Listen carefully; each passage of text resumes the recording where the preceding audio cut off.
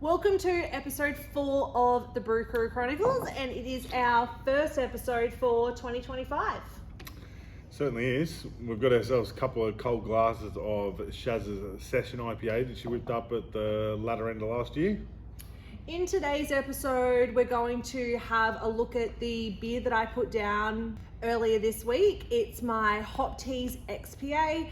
Have a look at the hops I chose, the inspiration around the beer, my expected end ABV. We're also going to spin a yarn about Jay's Affinity recipe, what that recipe contains, the hop pairings in it. Also today, I think we're probably going to brush on our favourite hop pairings, what we like. Yeah, and I think a great way to experiment with your favourite brews, adding in a different hop, different small characters that you can bring in to enhance the brews you have already done. Yeah, absolutely. So on the topic of hop teas, I really wanted to make an XPA. You made the Nectaron XPA, yep. Which I think still today, it's one of my most favourite home brews. Yep. I think, and I don't know whether you agree with me in the sense that Nectaron is a really unique hop. It is, but it's also very versatile too, I think. I think it pairs quite well across the board. It's also it's somewhat bold, but it's sort of supple as well, because whereas you think about something like Citra, it's always very dominant. It's always very forward flavour, where Nectaron can sort of hold its own, but it sort of can stand up and back up other things as well, I think. Yeah, I found it to be a very subtle but prominent flavour.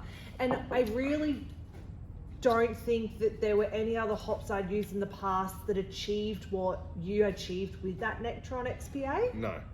It was really unique. So I wanted to utilise Nectaron in this brew. Mm-hmm. I also wanted it to be an XPA. I really enjoy the lighter, fresher beers, especially at this time of the year. Hot weather coming in, it's been muggy as all hell.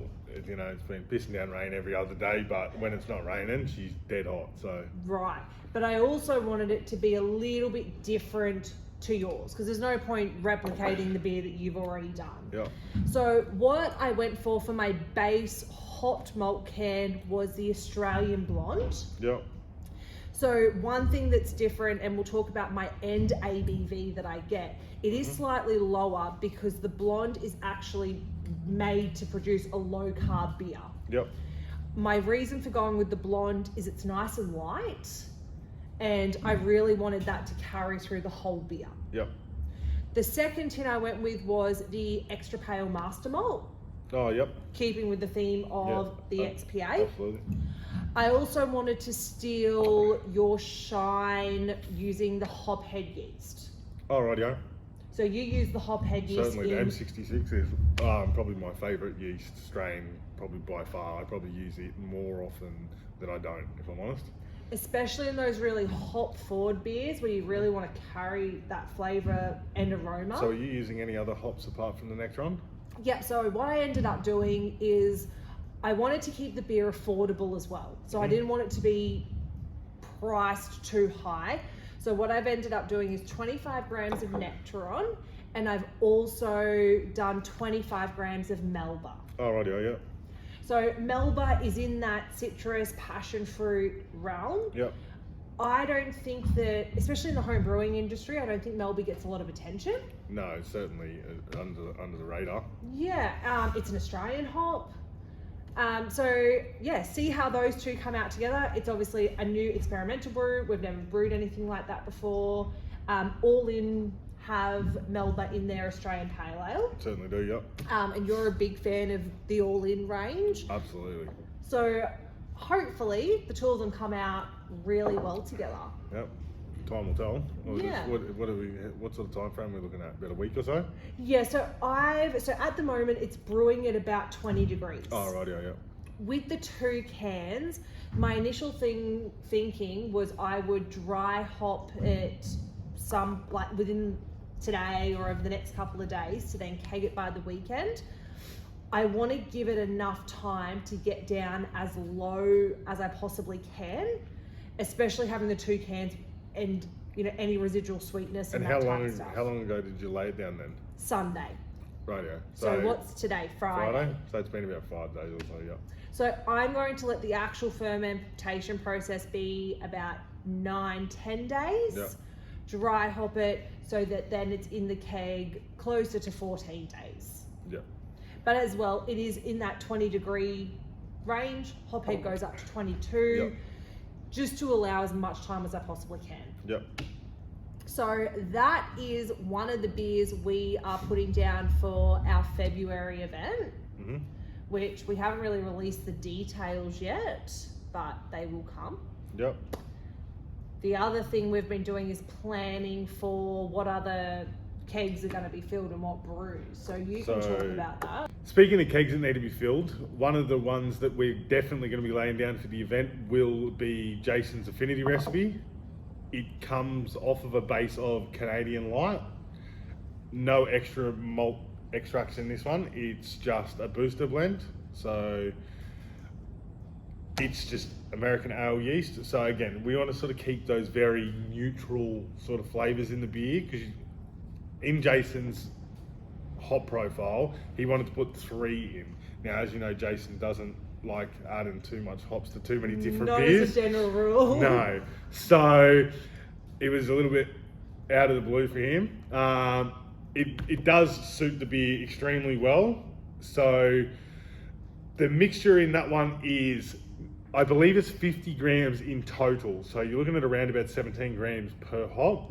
You're looking at Victoria's Secret, Centennial, and Mosaic. So all, again, really nice hop pairings. It works very well. It's actually quite subtle, but again, the blend actually works very, very well, I believe. It's my favorite beer of Jason's by far.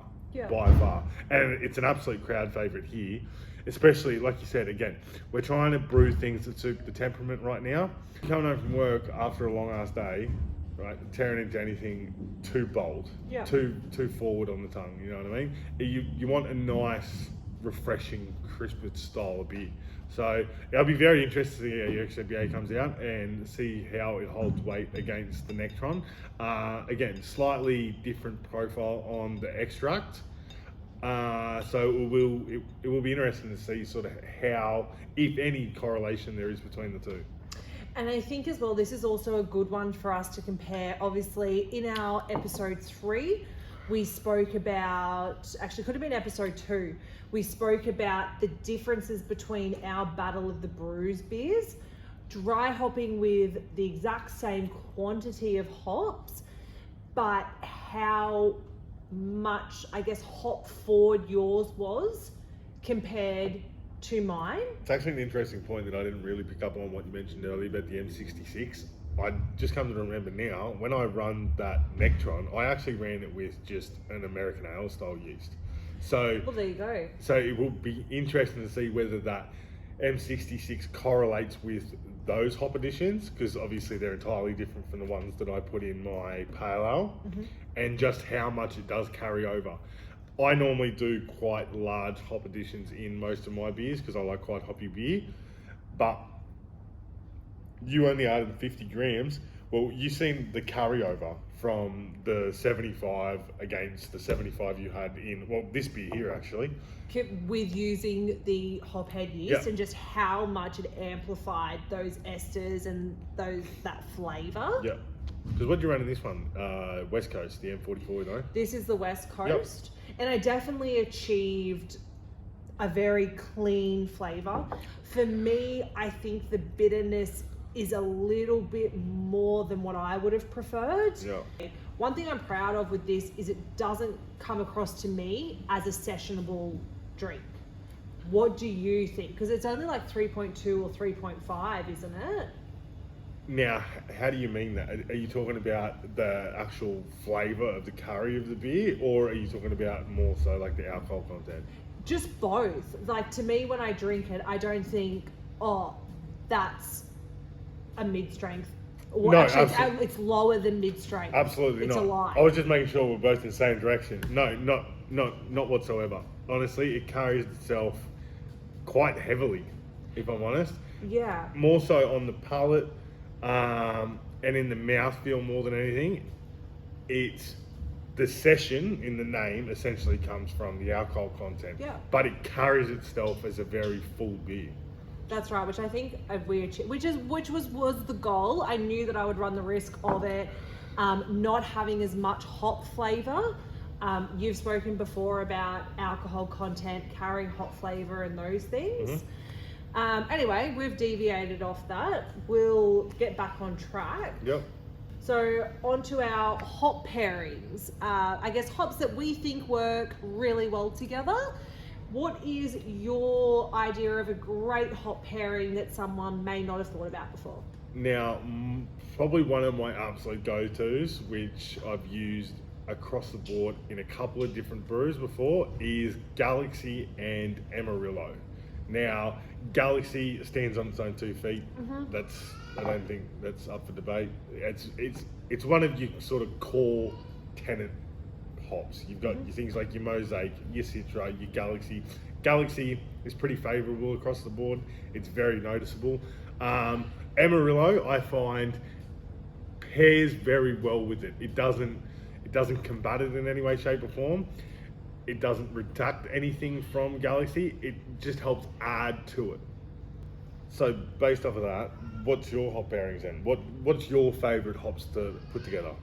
So I, for some reason, always gravitate to sticking with Aussie hops. I think it's just really nice to shine a light on, I guess, hops that don't get a lot of attention. Not to say that they don't get a lot of attention, but they're just not as commonly used. Like, I think we can all agree that Citra is put up on a pedestal, and so much light is shone to that. My pick would have been Galaxy and Vic Secret. Yep. I think I used that in one of my Australian-inspired pale ales.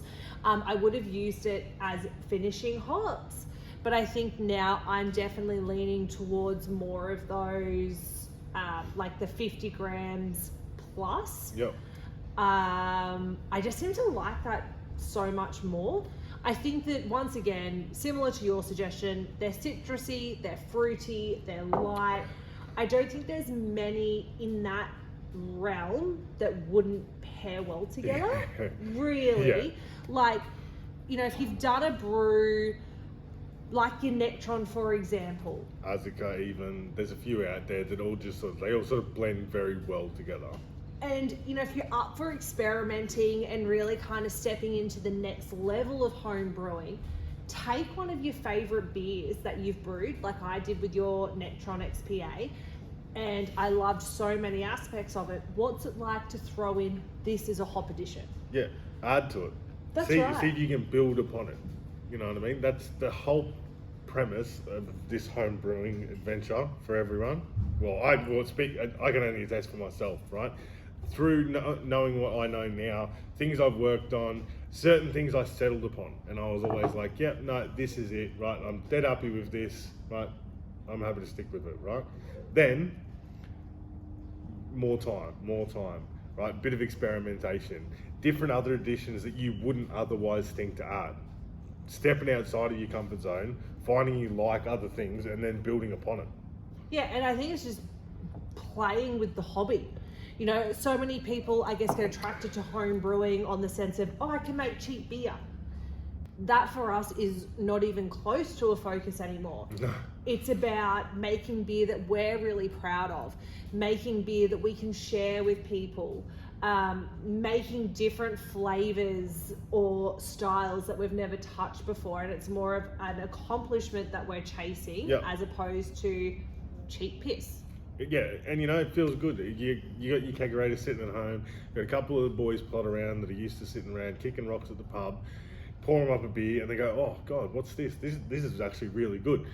People that otherwise would never step foot into a home brew store, that are tried and true commercial beer drinkers, everything else is shit, you know, and that's sort of like the stuff that hits home, and it feels good because you're like, I'm making good stuff.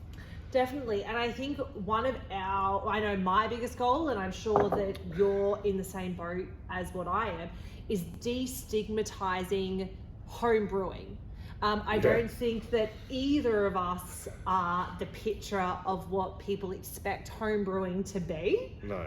And it's nice to break down those ideas that potentially people have, to really showcase what you can be doing with beer. Yeah. What you can be doing with a multitude of things across the range. We won't stem too far into it today. We'd also love to hear suggestions from you guys on what you would like us to cover, topics that you're not too sure about, or just discussion points in general. Or even comment and let us know what your favourite hop additions are. Maybe you can spin up some stuff that we've not yet heard of. So yeah, and perhaps we might even use that as inspiration for one of our brews. absolutely. Awesome. Cheers, Right, guys. cheers.